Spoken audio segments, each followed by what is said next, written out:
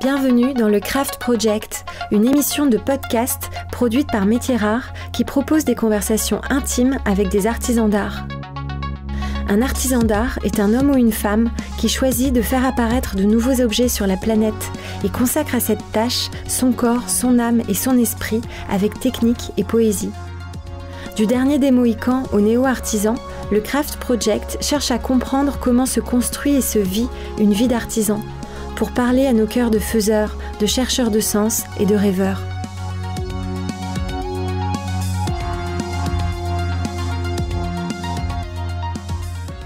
Je suis Raphaël Métiers Rares et aujourd'hui, j'interroge Mathilde Laurent. Mathilde Laurent est créatrice de parfums pour la maison Cartier. Mathilde Laurent est tellement plus qu'un nez. Elle est un cerveau qui sait trier, cataloguer, analyser et inventer les odeurs. Elle est ses pieds nus qui dansent dans son bureau au sommet de la fondation Cartier. Elle est ses cheveux peroxydés de punk raffiné. Mathilde Laurent parle la langue des artisans d'art. Une langue technique et poétique. Une langue de liberté et parfois d'inconscience. Une langue d'exigence et parfois d'intransigeance. Une langue de passion viscérale et parfois d'abnégation. Mathilde Laurent a le nez au vent et un esprit en escalier qui m'a fait voyager. Et ça a commencé par une tasse de thé.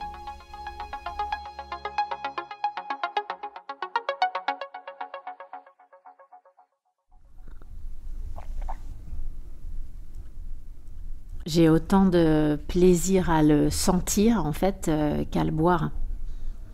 Pour moi, c'est presque un encore plus grand moment de le humer autant que je peux respirer. Et après seulement, je le bois. Et racontez-moi, qu'est-ce qui se passe là Là, c'est le plaisir olfactif à l'état pur. En fait, c'est vraiment respirer, sentir quelque chose qui est une esthétique, une sensation de beauté subjective, bien sûr, mais idéalement subjective. Idéal au sens subjectif du terme, c'est-à-dire que pour moi, cette odeur, elle est tellement belle et elle convient tellement à mon esthétique, en fait, à mon parcours esthétique, que voilà, c'est une forme d'extase, en fait. Comment il s'appelle ce thé ? Alors, c'est le Joukro. C'est le seul thé noir coréen qui existe. C'est un des plus beaux thés au monde. Et il a un arôme absolument, il a une odeur, un parfum absolument incroyable qui est pour moi un mélange en fait entre le gâteau au chocolat qui sort du four complètement et la meilleure des viandes grillées au barbecue. Donc c'est vraiment un mélange à la fois un peu gourmand et en même temps la note, c'est la réaction de Maillard, la note de la viande grillée qui est hyper intéressante, qui se marie avec le gâteau au chocolat qui sort du four. Donc c'est assez improbable comme accord et en même temps on s'aperçoit que justement un accord de parfumerie, un accord olfactif en fait, ça n'a pas besoin d'être cohérent, ça n'a pas besoin de mélanger des univers qui se ressemblent ou qui se rapprochent et c'est justement ça que le Joukro m'a appris. Voilà, je le savais déjà, en parfumerie justement c'est quelque chose qu'on essaye de toujours garder à l'esprit, que on ne doit jamais réfléchir à la culture des ingrédients avant de les mélanger. En fait, on doit traiter les ingrédients de manière complètement objective. Et les accords les plus improbables, justement, culturellement, sont souvent les plus beaux ou les plus créatifs, ceux qui peuvent nous emmener le plus loin.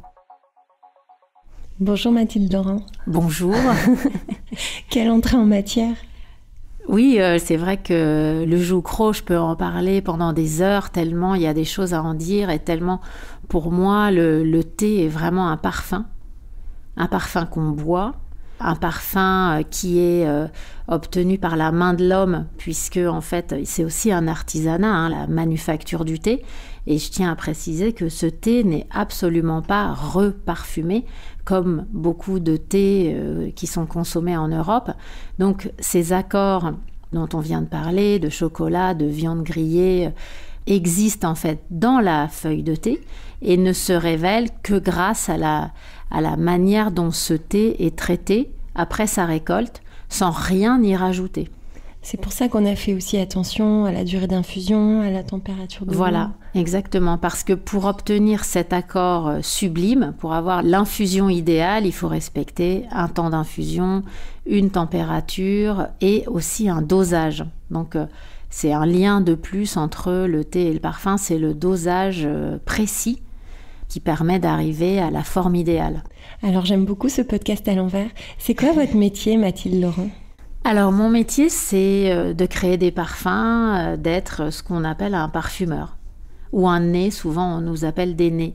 Mais c'est vrai que dans l'appellation nez, en fait, réside comme une forme de suprématie de l'organe qui est finalement assez trompeuse parce qu'on ne dit pas d'un pianiste qu'il est main. Oui, c'est vrai. Donc là, en fait, on parle de l'instrument. Et on parle d'une personne, en fait. Donc, en parfumerie, quand on dit « nez », ça donne l'impression, qui est justement assez répandue, mais complètement fausse, qu'il faut avoir un meilleur nez que les autres pour faire ce métier. Or, c'est complètement faux, et les parfumeurs ont le même nez que tout le monde. Alors, qu'est-ce qu'ils ont de plus ? Ils ont un cerveau de parfumeur. C'est un cerveau qui est fait pour sentir, mais fait pour sentir au sens très large du terme, c'est-à-dire sentir et ressentir. On sent comme tout le monde par le nez, on absorbe des molécules odorantes, mais quand elles atteignent le cerveau, en fait, il se passe des choses qui probablement ne se passent pas dans tous les cerveaux, c'est-à-dire une forme de synesthésie. Du coup, l'odeur va se traduire en mots, en couleurs, en sensations, en idées aussi, en création. Alors que pour une personne peut-être lambda, en fait, l'odeur va être sentie, aimée ou pas aimée, mais peut-être pas créer ce feu d'artifice mental qui existe dans la tête des parfumeurs. Et comment ça a commencé cette vie créative ? Vous étiez comment petite ? Vous étiez un enfant créatif ? Alors je ne sais pas. C'est difficile à dire. Je ne sais pas ce que c'est un enfant créatif. Alors peut-être que oui, parce que en tout cas ce que je peux dire, c'est que je viens d'une famille dans laquelle j'ai eu peu de dogmes. Et je pense que la création, ça part de là, de ne pas être enfermé très tôt dans des choses très dogmatiques ou dans des règles. Voilà, donc en tout cas, ce qui est sûr, c'est que j'ai joui enfant d'une grande liberté d'action. Pas forcément d'action géographique, mais j'avais le droit d'écrire sur mes vitres de chambre, j'avais le droit de faire mes devoirs à 23h, par terre, dans le salon. Voilà, donc j'avais le droit de faire plein de choses qui n'étaient pas très convenues. Voilà, sans pour autant ne pas être convenable, mais j'avais le droit d'avoir un comportement pas forcément classique. Vos parents étaient créatifs eux-mêmes ? Alors, mon père était architecte. Ma mère ne travaillait pas, mais elle avait beaucoup étudié la littérature, elle était professeure de langue. Donc, du coup, oui, et dans ma famille, parce que j'explique toujours que j'ai vécu un peu en smala, parce que ma famille est corse, et donc on vivait tous au même endroit, dans un immeuble. Et je vivais, donc mon père étant architecte, avec mon oncle et ma tante aussi, qui sortaient des beaux-arts eux aussi, et qui étaient graphistes et décorateurs. Donc, oui, il y avait de la création. Il y avait un environnement assez créatif, mais pas total. Voilà, il y avait aussi d'autres gens qui n'étaient pas des créateurs. J'avais une grand-mère qui faisait très bien la cuisine. Voilà, il y avait plein d'autres gens aussi. Mais c'est vrai probablement que j'ai été marquée par les gens qui avaient cette créativité. C'est vrai que je passais ma vie assise sur le bureau de mon oncle à le regarder dessiner. C'était là où on pouvait me trouver quand on me cherchait et qu'on ne m'avait pas entendu depuis un bon moment. En fait, en général, on me trouvait accroupie, assise sur le bureau de mon oncle.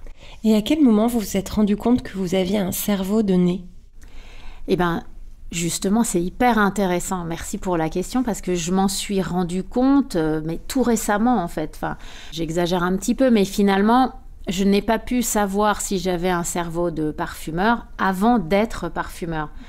Et c'est là où la vocation ou le parcours d'un parfumeur est quand même compliqué parce que la parfumerie, c'est pas quelque chose qu'on peut expérimenter le mercredi après-midi dans sa chambre. On peut pas s'initier comme ça. Dessiner, voilà, on peut jouer de la flûte en plastique si on a envie de jouer de la musique, ou il y a souvent des pianos dans les familles. Mais la parfumerie, en fait, rien ne permet de s'essayer à la parfumerie. Donc, enfant, je collectionnais bien sûr, comme tous les enfants autour de moi, les échantillons de parfums. Bien sûr, et moi aussi. Voilà, mais à l'époque, ce que je ne savais pas, que j'ai compris beaucoup plus tard, c'est qu'en fait, j'étais la seule à mettre le nez dessus.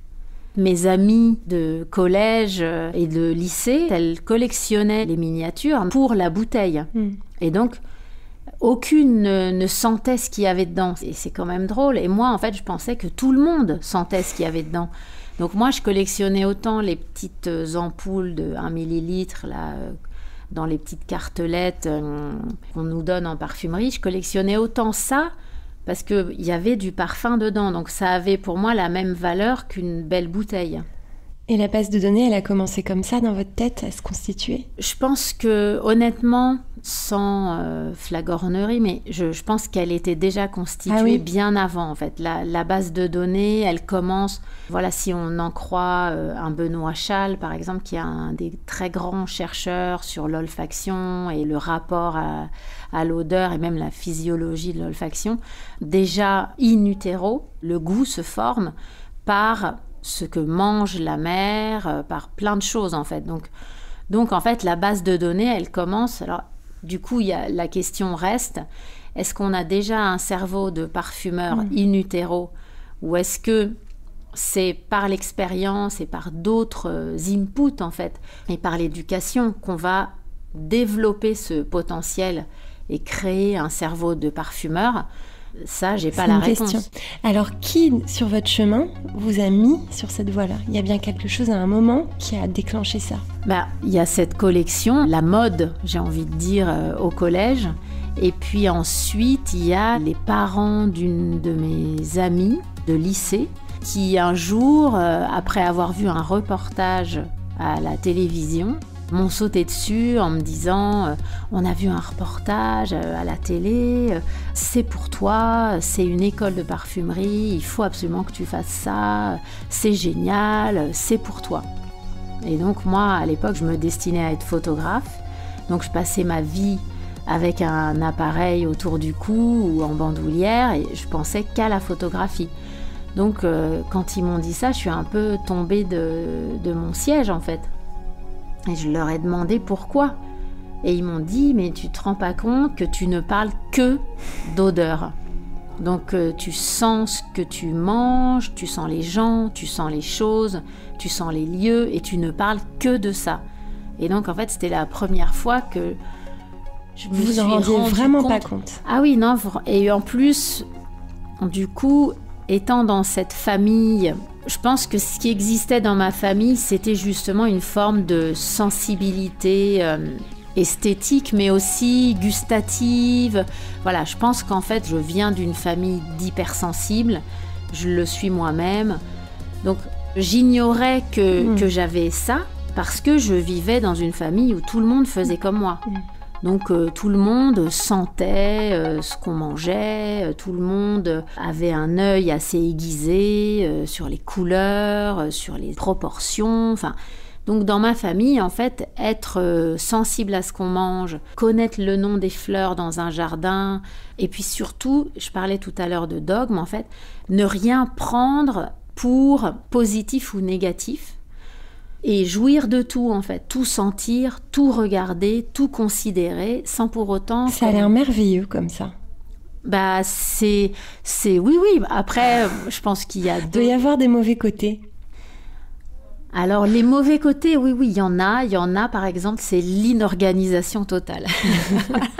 C'est justement avoir toujours le nez au vent, avoir l'esprit d'escalier complètement, c'est être beaucoup plus difficilement concentré. Parce qu'il y a toujours cette notion de faire feu de tout bois, tout sentir, tout voir, tout prendre, tout expérimenter. Donc c'est très, voilà, les mauvais côtés, c'est cette espèce de, je sais pas comment l'appeler, c'est pas de la rêverie, c'est cette espèce de prise avec les sens qui sont finalement les maîtres à bord.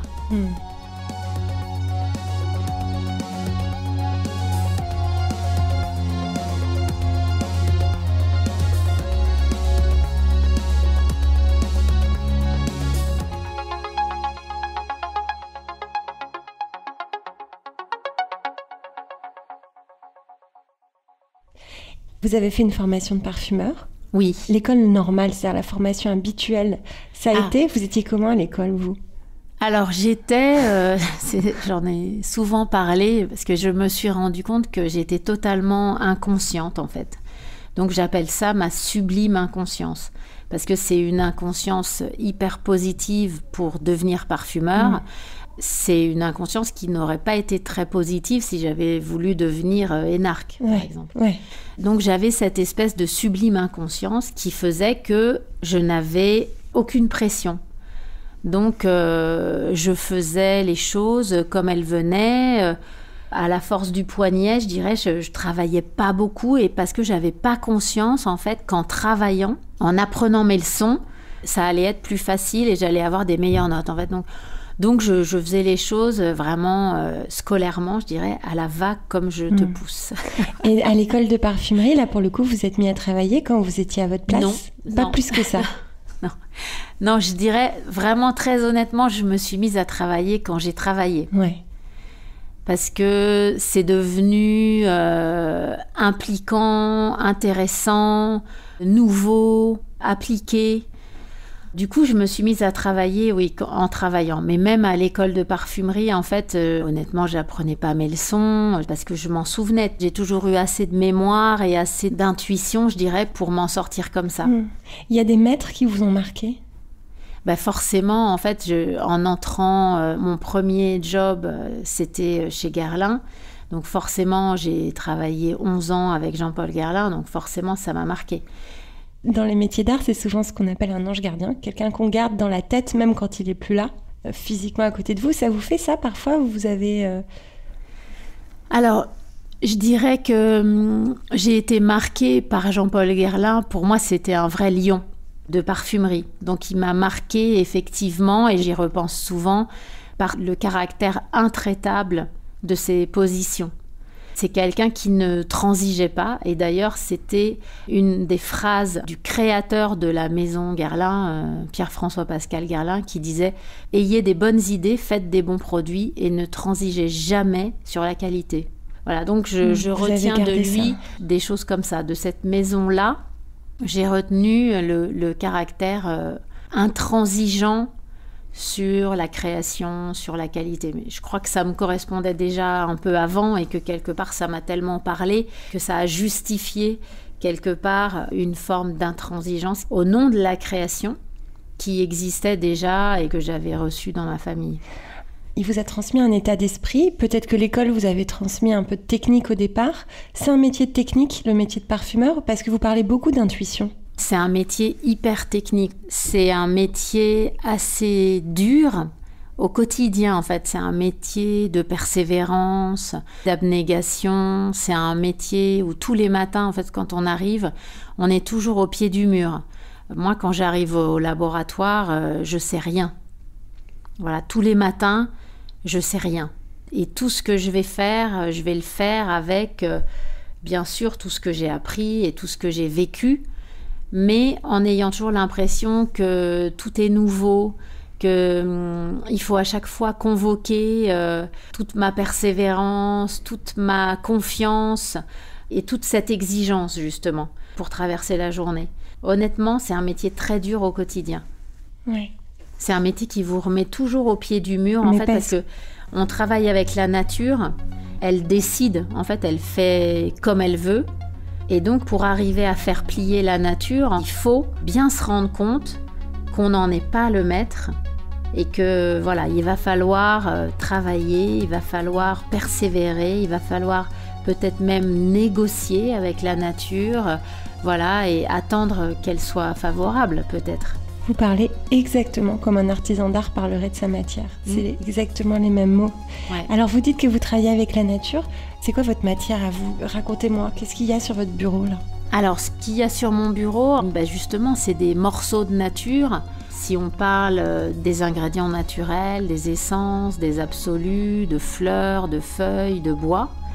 Donc c'est des morceaux déjà qu'on a pris dans la nature, qui sont des gros morceaux, je dirais, des parts importantes, qui sont de l'essence de rose par exemple.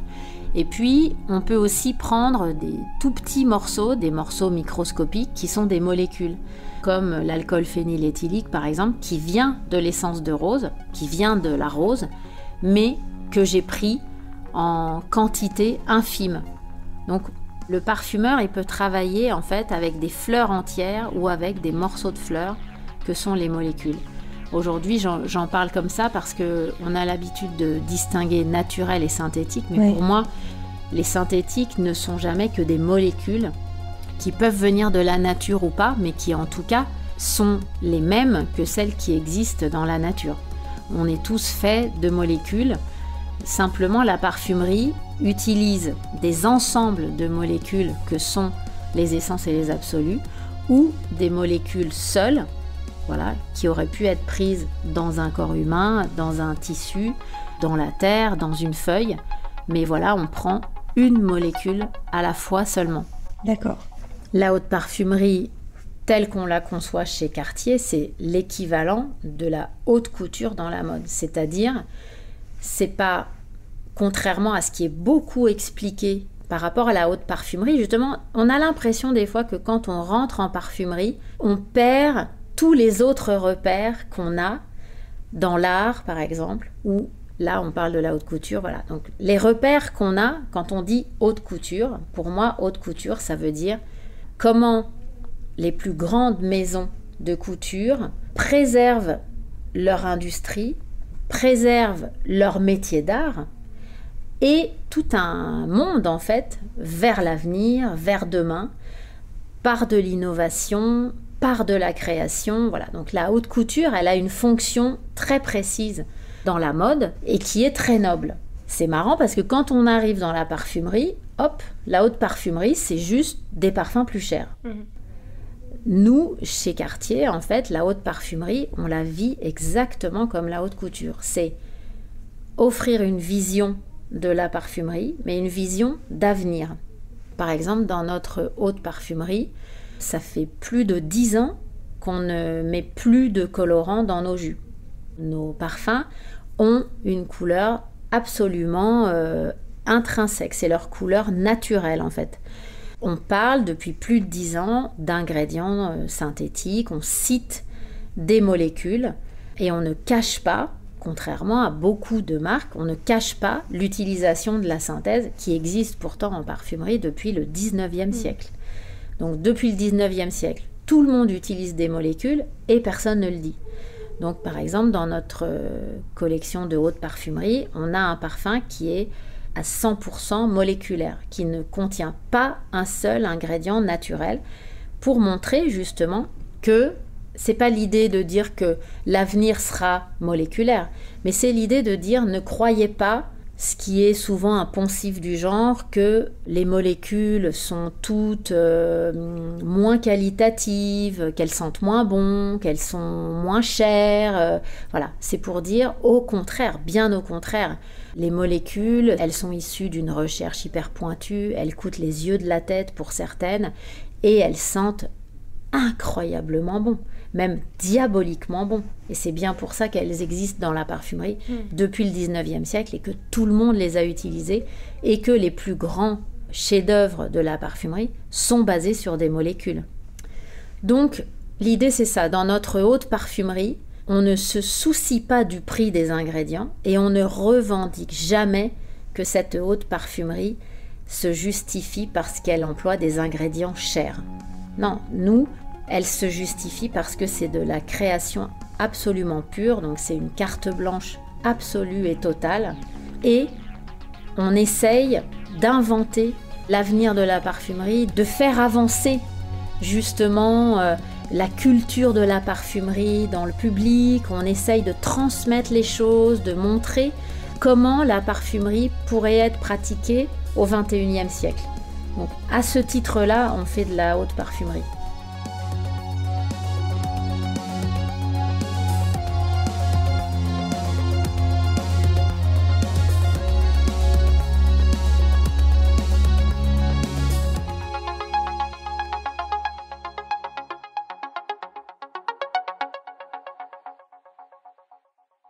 Alors vous êtes directrice de la création de la Maison Cartier pour la parfumerie.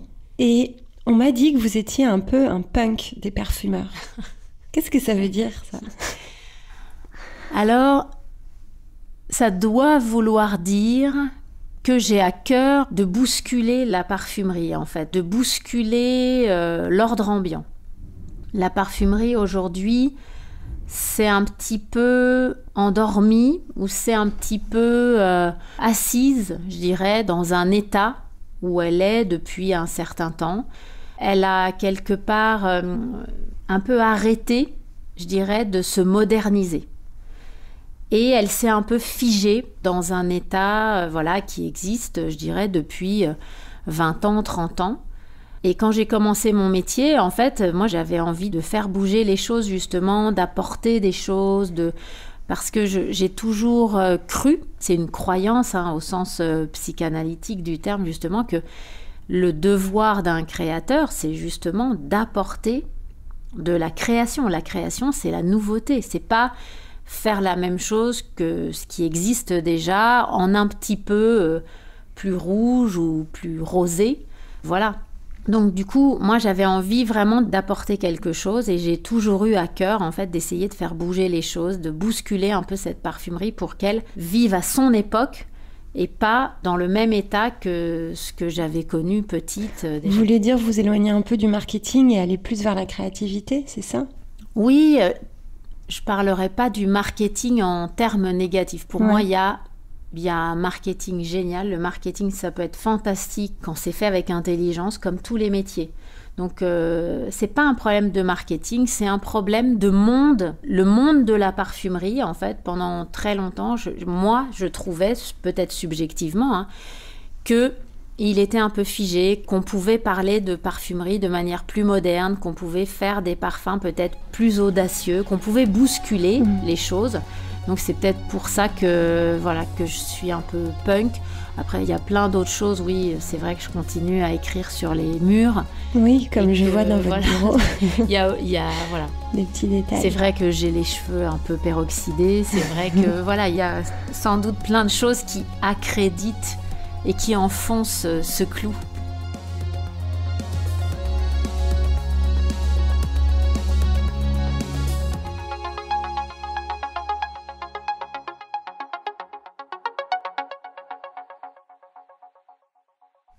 Vous pouvez nous raconter un parfum Cartier, un qui vous a particulièrement touché, ou peut-être le dernier que vous avez fait, nous le faire sentir là au micro, en le racontant. Alors, ils me touchent tous. Pour moi, je ne peux lancer un parfum que si j'en suis excessivement fière. Enfin, j'ai envie de dire que si pour moi, c'est le parfum idéal. Sinon, je lance pas. Voilà, c'est trop difficile. Et heureusement, dans une maison comme Cartier, c'est justement pour ça que j'y suis heureuse et que j'ai envie d'y rester et que j'aime cette maison. C'est qu'on ne lance pas un parfum si on n'est pas prêt. Et si on n'en est pas sûr à 2000%, s'il n'y a pas cette espèce de moment, il y a un moment très fort dans la création qui est, et que je recherche toujours, c'est quand le parfum me dépasse. Quand le parfum dépasse mes espérances. En fait, moi, en tant qu'humaine et en tant que cerveau olfactif, j'imagine quelque chose qui est un parfum fini. En fait, quand on commence à travailler un parfum, on a comme phare le parfum fini déjà. Donc ensuite, le travail, c'est d'arriver à faire ce parfum pour qu'il soit celui qu'on a imaginé au départ.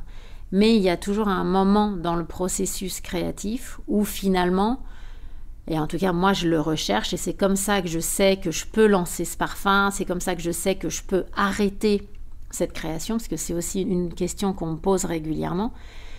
Quand est-ce que vous savez que vous avez fini un parfum ? C'est juste. Ouais. Alors, en fait, c'est ce moment-là qui me l'indique. C'est quand il y a une espèce de « Ah, ouais, c'est encore meilleur que ce que je voulais ».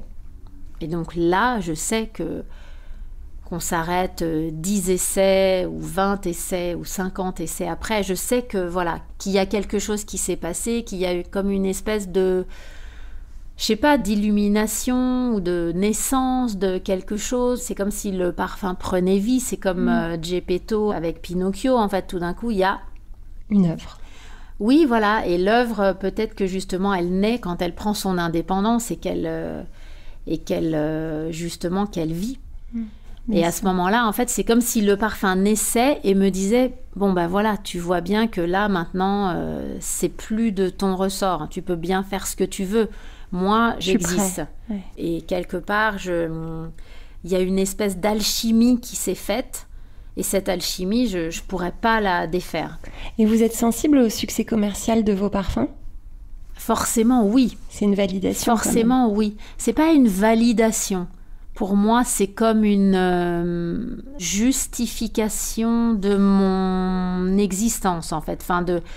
C'est comme si on me disait, bah oui, tu as eu raison de vouloir faire ce métier-là, parce que quelque part, moi, je considère le parfum comme un langage, en fait.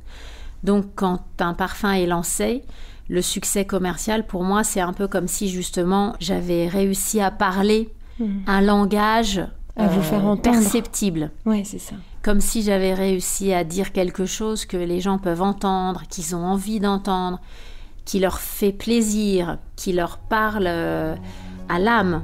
Donc c'est plutôt comme si, en fait, c'est vraiment... c'est pas divin, mais voilà, c'est comme si j'avais capté quelque chose de l'au-delà, je sais pas, comme si j'arrivais à parler un langage indicible. C'est quelque chose d'un peu incroyable, en fait. Alchimique, que je maîtrise pas, mais qui du coup existe. Bien sûr, mais là on revient tout à fait dans un discours qu'on entend pas mal à ce micro des artisans d'art, avec cette espèce de mystère qu'ils ressentent sur le fait qu'ils sont un canal de quelque chose. Ouais. Et qu'il y a une connexion à quelque chose de complètement invisible et qui les dépasse et qu'on sait pas trop raconter, mais qui s'arrive à transmettre à travers la matière. Exactement, et il y a vraiment ce sentiment d'exercer quelque chose qui justement à plein de moments me dépasse. Mais en même temps, je fais tout pour que ça arrive, en fait. Et peut-être que mon métier, c'est ça. C'est essayer de créer quelque chose d'immatériel, d'improbable, d'incroyable, mais qui est la vie, en fait, qui est la magie de la vie. Vous travaillez en équipe ? Non, je travaille seule, en fait. Oui. J'ai une préparatrice, ce qu'on appelle une préparatrice en parfum, qui travaille avec moi depuis 15 ans, que j'appelle toujours ma patience, parce que c'est vraiment la patience du parfumeur. Il faut savoir que le parfumeur écrit ses formules à son bureau, seul, écrit une liste d'ingrédients avec des quantités, donc ça ressemble à une recette de cocktail en quelque sorte. Et puis, c'est pas le parfumeur qui va faire ce mélange. Parce que là, ça ralentirait le travail. Ça serait pas 1 an pour créer un parfum, mais peut-être 5 ans. Parce que le temps de réaliser la recette, le temps de faire cette pesée, ce cocktail, en fait, prend énormément de temps.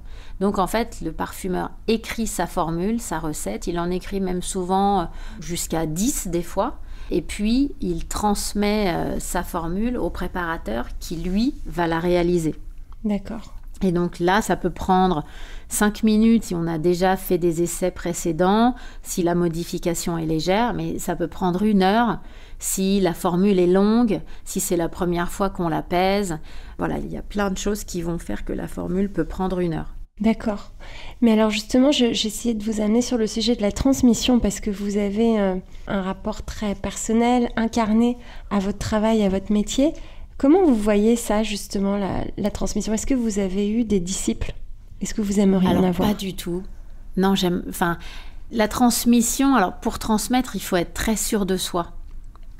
Et moi, je me sens pas du tout capable de transmettre pour une bonne et simple raison, c'est que j'ai commencé à travailler donc hyper jeune, puisque j'ai été embauchée avant même d'avoir mon diplôme. Et la manière dont Jean-Paul Guerlain m'a formée, c'était presque de l'autodidactie, je ne sais pas comment on dit. Mais voilà, sa manière de me former, en fait, ça a été de me mettre face aux choses, seule. Je dis souvent qu'il m'a jetée dans la piscine. Et je dis toujours, juste après, que c'était la seule manière pour moi qui était tellement pas scolaire, sans pour autant avoir des notes catastrophiques. J'étais pas un cancre, mais j'étais tellement pas scolaire que s'il avait voulu me former, me faire écrire dans des cahiers, voilà, il faut faire comme ci, il faut faire comme ça, j'en aurais été incapable. Et je pense que c'est peut-être c'est peut-être pour ça aussi qu'il m'a choisi, en fait. C'est qu'il a pressenti sans doute que j'étais comme lui, que j'étais quelqu'un qui apprenait à faire, qui apprenait sur le tas. Donc c'est ça qui a été génial, c'est qu'en fait il m'a donné immédiatement des responsabilités et des projets hyper importants auxquels j'étais pas du tout préparée. Et donc j'ai fait exactement comme je faisais à l'école. J'y suis allée avec cette sublime inconscience, et avec tout l'intérêt que ça suscitait en moi. Mais du coup, aujourd'hui, j'ai toujours l'impression que si j'avais un apprenti, quelqu'un à qui je devais transmettre, je me dis, mais ça serait terrible pour une personne comme ça. Qu'est-ce que j'aurais à apprendre ? Moi, je ne sais pas ce que je pourrais transmettre. Le jeter dans la piscine à votre tour ? C'est un beau cadeau, ça. Oui. Il faut avoir la bonne personne en face de Oui, soi. voilà. Le problème, c'est que jeter les gens dans la piscine, c'est quand même à double tranchant. Bien sûr, ils donc peuvent se noyer. C'est pas forcément quelque chose... Je pense que Jean-Paul Guerlain, il avait peut-être cette même sublime inconscience. Parce que pour faire ça, finalement, il y a peut-être qu'en étant totalement inconscient qu'on peut le faire. Bien sûr. Et moi, aujourd'hui, j'ai pas cette inconscience-là. J'ai une sublime inconscience qui me permet de faire des parfums punk parfois, justement. Mais j'ai pas la sublime inconscience de l'autre. Au contraire, j'ai une hyper conscience de l'autre. Donc c'est hyper compliqué pour moi d'adopter un mode pareil. Je comprends. Et vous avez mal où le soir après une journée au laboratoire ? Alors heureusement, j'ai mal nulle part. Oui. Il peut m'arriver des fois d'avoir des maux de tête, mais c'est plutôt le matin quand j'ai fait des excès le soir. Non, j'ai mal nulle part, heureusement. Cette hypersensibilité, elle vous accompagne tout le temps. À la lumière, c'est ce que vous disiez quand on s'est installé. Vous faites attention en fait à ça. J'imagine que vous avez apprivoisé ce corps et cette façon qu'il a de fonctionner. Tout à fait. Pour apprivoiser un tel corps et un tel cerveau, c'est vraiment le travail d'une vie. Tout le monde a cette même problématique. S'apprivoiser, connais-toi toi-même, se connaître soi-même, c'est l'œuvre d'une vie. Mais c'est vrai que quand on est hypersensible, en fait, c'est particulier. C'est une condition particulière, donc on ne peut pas se servir peut-être des mêmes outils que tout le monde, parce qu'il y a cette hypersensibilité qui est quand même assez spécifique. Oui, et que vous n'avez pas le choix, parce que les informations vous viennent, il n'y a rien à faire. Ouais, il n'y a rien à faire. De les traiter. Voilà. Donc il faut les traiter, et il faut les subir. J'ai souvent dit que devenir parfumeur, c'est juste subir son cerveau de parfumeur, parce que un cerveau de parfumeur qui vit comme ça des odeurs, qui en réclame en quelque sorte, il faut le gérer, quoi. Donc devenir parfumeur, c'est ce qu'il y a de mieux à faire, j'ai envie de dire. Ou peut-être cuisinier finalement, parce que la cuisine, quand on sait qu'en fait la cuisine c'est avec le nez qu'on l'a fait, parce qu'on croit toujours qu'un cuisinier c'est une bouche, si on parle comme ça en organe. Mais en fait un cuisinier c'est un nez d'abord, parce que ce qu'on appelle des arômes, on les sent avec le nez. Donc, ce qui fait la différence entre la fraise et la viande, pour en revenir à la viande, c'est le nez qui va vous faire comprendre que la fraise est une fraise et que la viande est une viande. Sinon, si on n'avait que la bouche, en fait, on aurait un peu la texture qui nous indiquerait la différence. Mais si on n'avait que les goûts, on sentirait de l'acide, du sucre pas d'amertume trop dans les deux cas, puisque ni l'une ni l'autre ne sont amères.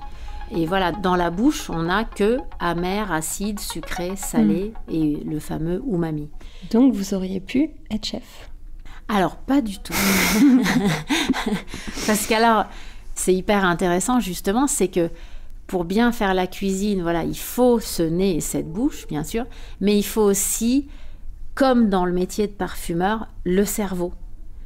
Et en fait, alors moi je suis un très bon dégustateur, j'adore manger, et justement, comme c'est un lien avec le nez, pour moi c'est un univers des possibles, donc manger des choses improbables, goûter des cuisines, pour moi c'est un bonheur pour le nez, justement.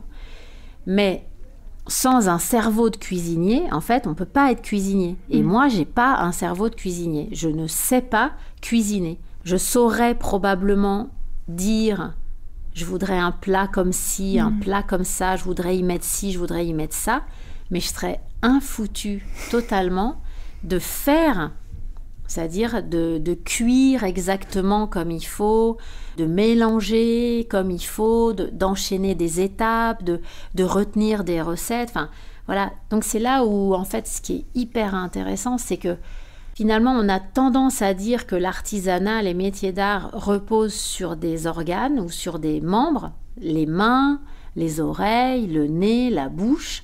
Mais en fait, ce qui fait vraiment ces métiers d'art, c'est le cerveau. C'est pas que la main, c'est pas que le nez, c'est pas que la bouche, c'est toute une configuration cérébrale en fait qui s'exprime. Bien sûr, et j'espère que c'est ça qu'on raconte à chaque épisode de ce podcast, mais complètement. Alors je finis toujours par une question, mais vous avez l'air si comblé, et en plus ici je suis dans votre château, dans le haut de la tour du château, mais bon, je suis une fée des métiers d'art. Oui. Qu'est-ce que je peux faire pour vous avec ma baguette magique ? Ah alors si, il y a quand même plein de choses à faire, parce que c'est vrai que moi je suis comblée, mais il y a quand même quelque chose à faire pour la parfumerie, je dirais. Aujourd'hui, moi, ce que j'aimerais et ce que j'essaye de faire à ma place, à mon petit niveau, c'est l'information en fait. Aujourd'hui, j'ai la conviction, parce que je l'entends en permanence, que les gens qui portent le parfum sont très souvent très désemparés quand il s'agit de trouver leur parfum, un parfum qui leur plaise, un parfum qui les émeuve, un parfum qui leur parle, un parfum qui les accompagne, un parfum même qui les seconde ou qui les précède. Voilà. Donc on a un vrai problème aujourd'hui dans ce milieu et sur ce marché de connaissance, en fait, de transmission. On a parlé de transmission tout à l'heure.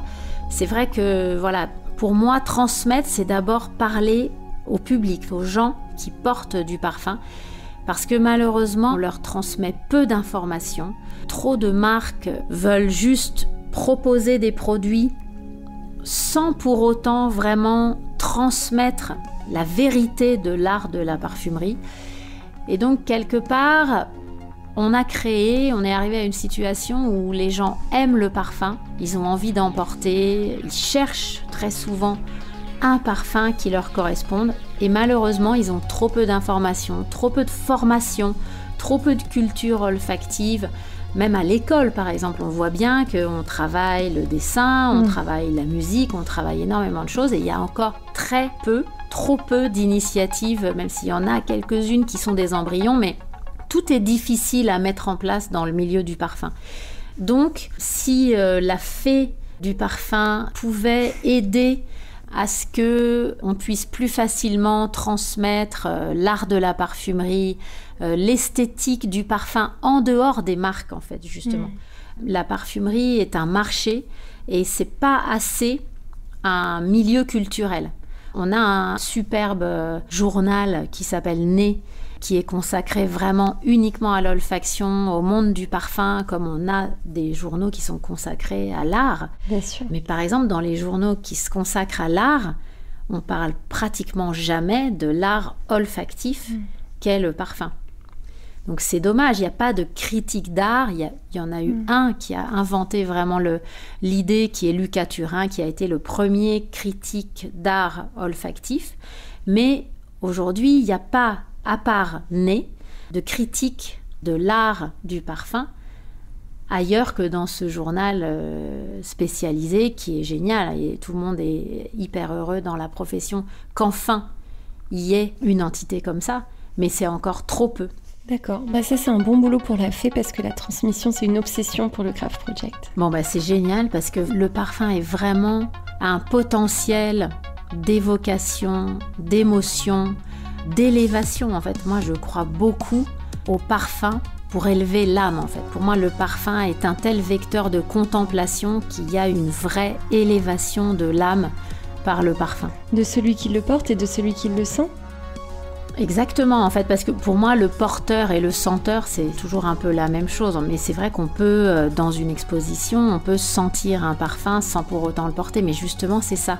Pour moi, sentir une odeur, ça peut vraiment ouvrir des champs esthétiques, des champs de réflexion sur l'art, sur l'esthétique, hyper intéressant. Merci Mathilde Laurent. Merci à vous, c'était passionnant.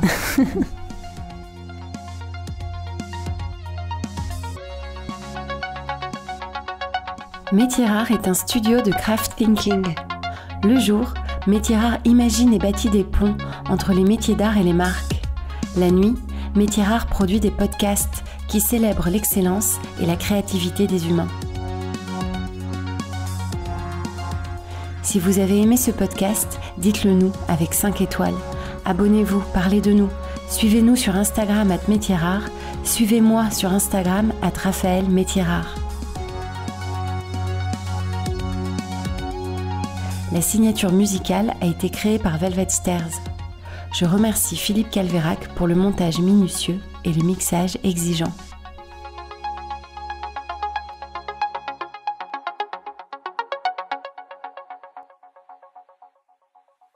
J'ai adoré, franchement. Ouais, super. Mais c'est fou, vous parlez comme un artisan. De la matière, de la création, de la connexion à l'invisible. Enfin, c'est pas du tout fou, ça m'étonne pas en fait. Ouais. Moi, du coup, j'adore parce que c'est vrai que ça m'arrive des fois d'échanger justement avec Philippe, avec des artistes aussi, des cuisiniers. Enfin, voilà, moi justement, j'aime dans plein de projets, je confronte le parfum avec d'autres arts. C'est passionnant, c'est fructueux. Ouais, c'est vrai. Ça donne des idées de dingue. Voilà, c'est... On aurait envie de vous faire venir en atelier, de vous faire... Je pense à l'odeur du métal, c'est un bronzier d'arc, les différences entre le laiton, le bronze, le chalumeau. Vous seriez passionnante d'aller raconter tout ce qui se passe. J'aurais dû en parler, tiens, c'est dommage. J'enregistre toujours les bonus. Bon, génial. Bien sûr. J'ai encadré au musée du Quai Branly un projet qu'on va poursuivre. En fait, j'encadre une thèse de muséologie olfactive. C'est un projet que je continue donc avec Mathilde Castel, qui est maintenant donc docteur en muséologie. Le sujet de sa thèse, c'était le diagnostic olfactif des œuvres d'art. Et donc l'idée, c'est en fait d'aller sentir des œuvres d'art pour établir si elles ont une odeur ou pas, quelle est cette odeur exactement, la décrire, et ensuite avoir des actions muséales en fait, qui vont aller de la conservation à l'exposition. L'idée c'est, si une œuvre a une odeur, alors comment on la conserve, parce comment on la protège, voilà, comment on la protège, comment on la garde en fait, on l'empêche parce que l'odeur n'est qu'évaporation permanente. S'il y a odeur, c'est qu'il y a évaporation. Donc, s'il y a une odeur qui mérite d'être soulignée et observée peut-être un jour, alors il faut la conserver. Et puis ensuite, éventuellement, ça peut aller jusqu'à l'exposition qui présente des objets sélectionnés pour leur odeur, au-delà de leur esthétique. Ouais, ce serait merveilleux, ça. Donc voilà, c'est hyper intéressant. Et donc, j'ai été effectivement plusieurs fois au Louvre, au musée du Quai Branly. C'était... Et ils vous ont laissé renifler Oui, bien sûr, oui, parce que c'était dans le cadre d'une thèse très sérieuse à la Sorbonne, une thèse de muséologie, c'est pas rien. Donc du coup, on a eu le droit d'ouvrir des vitrines et de sentir des choses incroyables. Et c'était un immense bonheur.